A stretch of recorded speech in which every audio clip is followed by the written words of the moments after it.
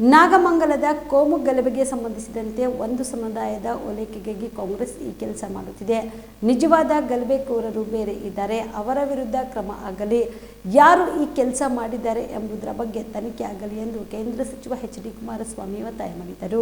ಕೋಮು ಗಲಭೆ ನಡೆದ ಸ್ಥಳಕ್ಕೆ ಜೆಡಿಎಸ್ ರಾಜ್ಯಾಧ್ಯಕ್ಷ ಹಾಗೂ ಕೇಂದ್ರ ಸಚಿವರಾದ ಎಚ್.ಡಿ. ಕುಮಾರಸ್ವಾಮಿ ಅವರು ಭೇಟಿ ನೀಡಿ ಪರಿಶೀಲನೆ ನಡೆಸಿದರು. ಬಳಿಕ ಮಾತನಾಡಿದ ಅವರು, ಮುಖ್ಯಮಂತ್ರಿಗಳನ್ನು ಕೆಳಗಿಳಿಸಲು ಈ ರೀತಿ ಕೆಲಸವಾಗುತ್ತಿರಬಹುದು ಎಂದರು. ವೀರೇಂದ್ರ ಪಾಟೀಲ್ ಅವರು ಮುಖ್ಯಮಂತ್ರಿಯಾಗಿದ್ದ ವೇಳೆಯಲ್ಲಿ ರಾಮನಗರ, ಚನ್ನಪಟ್ಟಣದಲ್ಲಿ ಕಾಂಗ್ರೆಸ್ ನಾಯಕರೇ ಬೆಂಕಿ ಹಚ್ಚಿ ಗಲಭೆ ಮಾಡಿಸಿದರು. ಈಗ ನಾಗಮಂಗಲದಲ್ಲಿ ಗಲಭೆ ಮಾಡಲಾಗುತ್ತಿದೆ. ಆದರೆ ಕೆಲವರು ಮುಖ್ಯಮಂತ್ರಿ ಕುರ್ಚಿ ಖಾಲಿ ಇಲ್ಲ ಎಂದು ಹೇಳುತ್ತಿದ್ದಾರೆ. ಇನ್ನು ಕೆಲವರು ಮುಖ್ಯಮಂತ್ರಿ ಕುರ್ಚಿಗಾಗಿ ಟವಲ್ ಹಾಕ್ತಾ ಇದ್ದಾರೆ ಎಂದರು.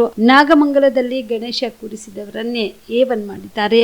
ಲೋಪ ಮುಚ್ಚಿಕೊಳ್ಳಲು ಸಿಕ್ಕವರನ್ನು ಅರೆಸ್ಟ್ ಮಾಡುತ್ತಿದ್ದಾರೆ. ನಮ್ಮ ರಾಜ್ಯ ಸರ್ವ ಜನಾಂಗದ ಶಾಂತಿಯ ತೋಟ. ಅಮಾಯಕರನ್ನು ಬಂಧಿಸಿರುವುದು ತಪ್ಪು. ಡಿಜೆಹಳ್ಳಿ, ಕೆಜೆಹಳ್ಳಿ ಗಲಭೆಯಲ್ಲಿ ಸ್ಪಾನ್ಸರ್ ಕೈ ನಾಯಕರು. ಆ ಘಟನೆಯಿಂದ ಜೈಲಿಗೆ ಹೋದವರು ಈಗ ಏನ್ ಮಾಡ್ತಾ ಇದ್ದಾರೆ. ಈ ರೀತಿಯಲ್ಲಿ ನಾಗಮಂಗಲದಲ್ಲಿಯೂ ಆಗಿರಬಹುದು ಎಂದರು.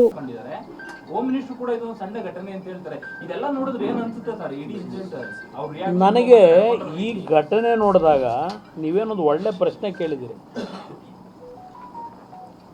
ಹಿಂದೆ 1990ರಲ್ಲಿ ವೀರೇಂದ್ರ ಪಾಟೀಲ್ ಅವರನ್ನ ಮುಖ್ಯಮಂತ್ರಿ ಸ್ಥಾನದಿಂದ ಇಳಿಸ್ಲಿಕ್ಕೆ ಇದೇ ರಾಮನಗರ, ಚನ್ನಪಟ್ಟಣದಲ್ಲಿ ಇದೇ ರೀತಿಯಲ್ಲಿ ಅಂಗಡಿಗಳಿಗೆ ನುಗ್ಗಿ ಬೆಂಕಿ ಇಟ್ಟು ದೊಡ್ಡ ಮಟ್ಟದಲ್ಲಿ ಲ್ಯಾಂಡ್ ಆರ್ಡರ್ ಪ್ರಾಬ್ಲಮ್ ಕ್ರಿಯೇಟ್ ಮಾಡಿದ್ರಲ್ಲ, ಅದನ್ನು ನಾನು ನೆನಪಿಸ್ಕೊಡ್ತೀನಿ. 1990 ವೀರೇಂದ್ರ ಪಾಟೀಲ್ ಸರ್ಕಾರ ತೆಗಿಬೇಕು ಅಂತೇಳಿ ಕಾಂಗ್ರೆಸ್ ನಾಯಕರುಗಳೇ ಅವತ್ತು ಆ ಎರಡೂ ತಾಲೂಕಿನಲ್ಲಿ ಅವಳಿ ನಗರಗಳು ದೊಡ್ಡ ಮಟ್ಟದಲ್ಲಿ ದಿನಸಿ ಅಂಗಡಿಗಳು, ಪೇಟೆ ಬೀದಿನೆಲ್ಲ ಬೆಂಕಿ ಇಟ್ಟು ದೊಡ್ಡ ಒಂದು ಸಂಘರ್ಷ ನಡೀತಲ್ಲ. ಅವತ್ತು ಏನು ಕೋಮು ಗಲಭೆ ಅನ್ಕೊಂಡ್ರೆ ಅದು ಕೋಮು ಗಲಭೆ ಅಲ್ಲ. ಅದು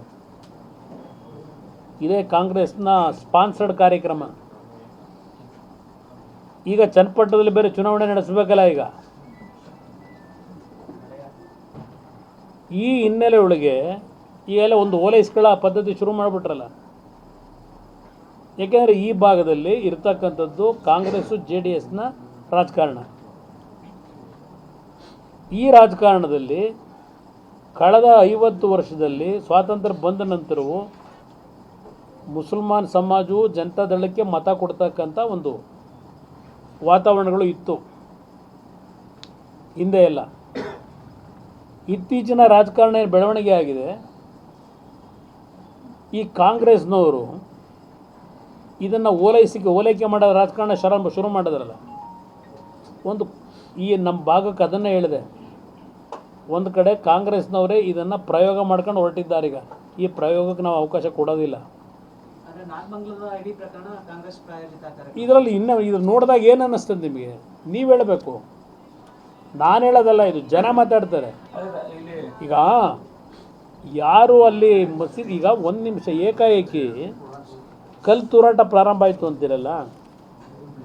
ಮೊದಲೇ ಸಿದ್ಧತೆ ಮಾಡದೇ ಇದ್ದಿದ್ರೆ ಕಲ್ಲು ತೂರಾಟ ನಡೀತು. ಎಲ್ಲಿತ್ತು ಕಲ್ಲಲ್ಲಿ?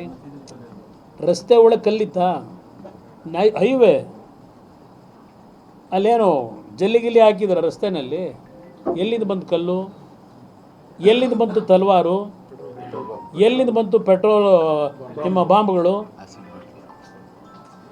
ಈ 10 ನಿಮಿಷದಲ್ಲಿ ರೆಡಿ ಆಯಿತಾ? ಅದು ಆ್ಯಸಿಡ್ ಬಾಟ್ಲುಗಳು ಎಲ್ಲ 10 ನಿಮಿಷದಲ್ಲಿ ರೆಡಿ ಆಯ್ತಾ? ಇದು ವ್ಯವಸ್ಥಿತವಾಗಿ ಮಾಡದೇ ಇದ್ದಿದ್ರೆ ಇದು ನಡೀಲಿಕ್ಕೆ ಸಾಧ್ಯವಾ?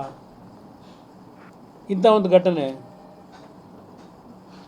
ಇವತ್ತು ಒಂದು ಸಮಾಜದ ಮೇಲೆ ದಬ್ಬಾಳಿಕೆ ಆಯಿತು ಅಂತ ಹೇಳಲ್ಲ ನಾನು. ಈಗ ಮುಸಲ್ಮಾನ್ ಅಂಗಡಿಗಳನ್ನೂ ಸುಟ್ಟಿದ್ದಾರೆ, ಅವರ ವ್ಯಾಪಾರ ಮಾಡ್ತಕ್ಕಂಥ ಮಳಿಗೆಗಳನ್ನು ಸುಟ್ಟಿದ್ದಾರೆ. ನಮ್ಮ ಹಿಂದೂ ಸಮಾಜದವರು ಕಷ್ಟಪಟ್ಟು ಜೀವನ ಮಾಡ್ತಕ್ಕಂಥ ಅವರ ಮಳಿಗೆಗಳನ್ನು ಸುಟ್ಟಿದ್ದಾರೆ, ಇವ್ರದ್ದು ಸುಟ್ಟಿದ್ದಾರೆ. ಎರಡು ಥರ ಆಯಿತು. ಇದಕ್ಕೆ ಕಾರಣ ಯಾರು? ಸರ್ಕಾರದ ವೈಫಲ್ಯ. ಇಲ್ಲಿ ಈಗ ಗಲಾಟೆಯಾಗಿ ಬೆಂಕಿ ಹಚ್ಚಿ ಎಲ್ಲ ಮುಗಿದ ಮೇಲೆ ಈಗ 50 ಜನ ಅರೆಸ್ಟ್ ಮಾಡ್ತೀವಿ, 54 ಜನ ಅರೆಸ್ಟ್ ಮಾಡ್ತೀವಿ ಅಂತ ಹೊರಟ್ರೆ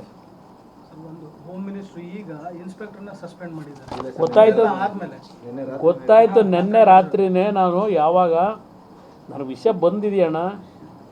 ನೆನ್ನೆ ರಾತ್ರಿ ಮೊನ್ನೆ ರಾತ್ರಿನೇ ಹೇಳಿದ್ನಲ್ಲ ಬರ್ತೀನಿ ಇಲ್ಲಿಗೆ ಅಂತೇಳಿ.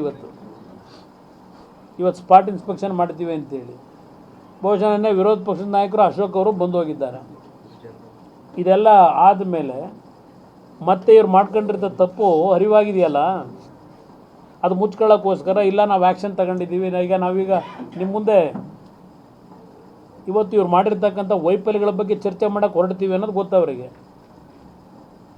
ಅದಕ್ಕೀಗ ಸಮಜಾಯಿಷಿ ಕೊಡೋದಕ್ಕೆ ಈಗಾಗಲೇ ನಾವು ಆ್ಯಕ್ಷನ್ ತಗೊಂಡಿದ್ದೀವಿ, ಸ್ಟಡಿವಾಗಿ ಇವತ್ತು ವೈಫಲ್ಯ ಎದ್ದಿದೆ ಅಂತ ಇದು ಹೇಳೋದಕ್ಕೋಸ್ಕರ ಈಗ ಮಾಡ್ಕೊಂಡವ್ರು ಸಸ್ಪೆಂಡ್. ಮೊನ್ನೆ ಯಾಕೆ ಮಾಡಲಿಲ್ಲ? ಇಲ್ಲಿ ಸಸ್ಪೆಂಡ್ ಮಾಡಿರೋ ಅಧಿಕಾರಿ ಯಾರು? ಇಲ್ಲಿ ಅಶೋಕ್ ಕುಮಾರ್ ಅಂತೇಳಿ ಈ ಇಷ್ಟು ಜನ ಸೇರಿಸೋರಲ್ಲ ಈಗ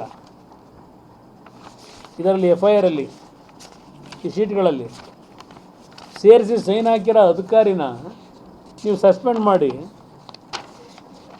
ಇದನ್ನು ಈ ಹೆಸರುಗಳನ್ನ ಹೇಗೆ ನೀವು ನಂಬ್ತೀರಿ ಸರ್? ಒಂದು ಸರ್, ಇಷ್ಟೆಲ್ಲ ಇನ್ಸಿಡೆಂಟ್ ಆಗುತ್ತೆ, FIR ಕೂಡ ನಕಲಿ ಅನ್ನುವಂಥದ್ದಾದ್ರೆ ಸರ್ ಏನು ಸಂದೇಶ ಕೊಡೋಕೆ? ಇಲ್ಲ, ನಕಲಿ ಅಂತ ಯಾಕೆ ಹೇಳ್ತೀನಿ ಅಂದರೆ, ನಾನು ನಕಲಿ ಅಂತ ಹೇಳ್ತಿಲ್ಲ, ನೀವೀಗ ರೈಸ್ ಮಾಡಿದ್ರಿ, ನಿಮಗೆ ಡೌಟ್ ಶುರುವಾಯ್ತು ಇಲ್ಲಿ.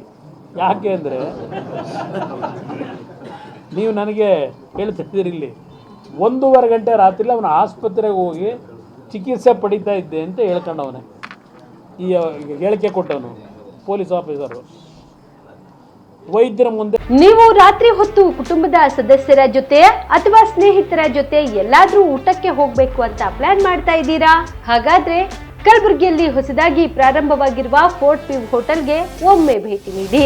ಹೆರಿಟೇಜ್ ಇನ್ ಹೋಟೆಲ್ನ ಓಪನ್ ಟೆರೆಸ್ ಮೇಲೆ ಬೆಂಗಳೂರು ದೆಹಲಿ ಮಾದರಿಯಲ್ಲಿನ ಸುಂದರ ಆಕರ್ಷಣೆ ಇಲ್ಲಿ ಕಾಣಬಹುದು. ನುರಿತ ಕುಕ್ಗಳಿಂದ ರುಚಿಕರವಾದ ಸ್ವಾದಿಷ್ಟ ಆಹಾರ ಇಲ್ಲಿ ಲಭ್ಯ. ತಣ್ಣನೆಯ ಗಾಳಿ, ತುಂತುರು ನೀರಿನ ಸೌಂಡ್ ಜೊತೆ ಕಲರ್ಫುಲ್ ಲೈಟಿಂಗ್ ನಲ್ಲಿ, ಲೈಟ್ ಮ್ಯೂಸಿಕ್ ನಲ್ಲಿ ಕಲಬುರಗಿಯ ಫೋರ್ಟ್ ಸೇರಿದಂತೆ ಕಲಬುರಗಿ ನಗರವನ್ನ ವೀಕ್ಷಿಸುತ್ತಾ ನಿಮ್ಮ ಕುಟುಂಬದವರ ಜೊತೆ ಅಥವಾ ಸ್ನೇಹಿತರ ಜೊತೆ ಊಟ ಸವಿಯಬಹುದು. ಜೊತೆಗೆ ಇಲ್ಲಿ ಬರ್ತ್ಡೇ ಪಾರ್ಟಿ ಸೇರಿದಂತೆ ಸಣ್ಣ ಪುಟ್ಟ ಪಾರ್ಟಿ ಮಾಡಲು ಎಲ್ಲಾ ರೀತಿಯ ಸೌಲಭ್ಯಗಳು ಉಂಟು. ಹೋಟೆಲ್ನ ಸಮಯ ಮಧ್ಯಾಹ್ನ 3 ಗಂಟೆಯಿಂದ ರಾತ್ರಿ 11 ಗಂಟೆವರೆಗೆ. ಹೆಚ್ಚಿನ ಮಾಹಿತಿಗಾಗಿ ಸಂಪರ್ಕಿಸಿ ಫೋರ್ಟ್ ವ್ಯೂ ಹೋಟೆಲ್, ಹೆರಿಟೇಜ್ ಇನ್ ಮೇಲುಗಡೆ, city bus stand, super market, Kalaburagi. Phone number 9036235555.